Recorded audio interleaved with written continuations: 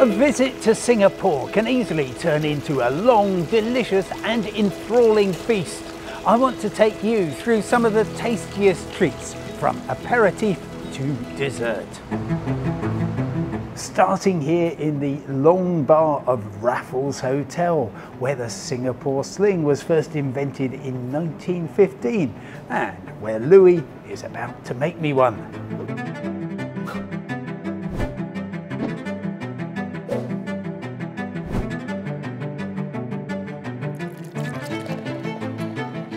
Alright, so here you go, the Singapore Sling. Thank you. Enjoy.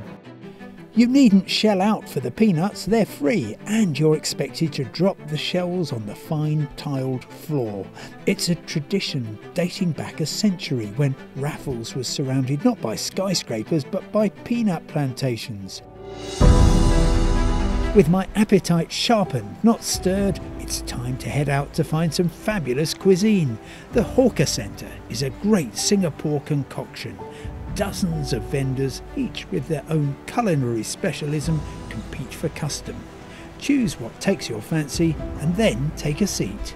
There are dozens of hawker centres dotted around the city, but my favourite is right in the middle, Lau Pa Sat, which occupies a former Victorian market that was built in Glasgow in 1894 and shipped over in parts to be assembled locally.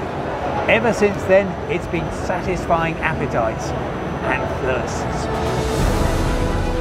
You're wonderfully spoilt for choice. Indian, Malay and all manner of Chinese regional dishes are available 24 hours a day. And from here you can continue on your foodie way at Satay Street just outside. I'm a huge fan of Little India, and in particular Muthu's Curry, which opened in 1969 and has been serving delicious dishes on banana leaves ever since. This is our fish head curry, Muthu's fish head curry. And then we have okra fry. And then we have potato masala.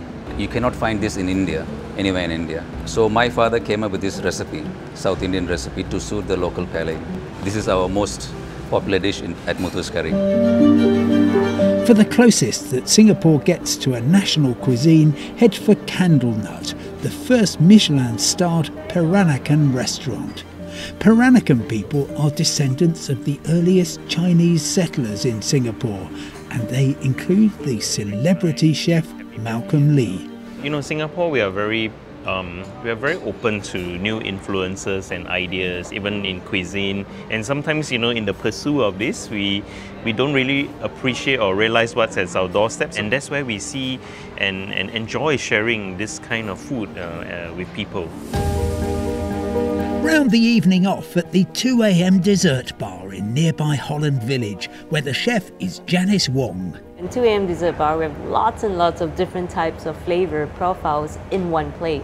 The idea is a 5 cents experience, you know. It looks like a piece of art, but then when you taste it, you're like imagining, what is this flavor? You know, it's sour, it's salty, it's bitter. That's kind of our style of dessert. It's always unassuming, it's surprising, and it's beautiful. Or end the night 39 floors above the city streets at Mr. Stork, the open-air bar at the top of the Andaz. Order a locally brewed beer to heighten your appreciation of the city that embraces the world.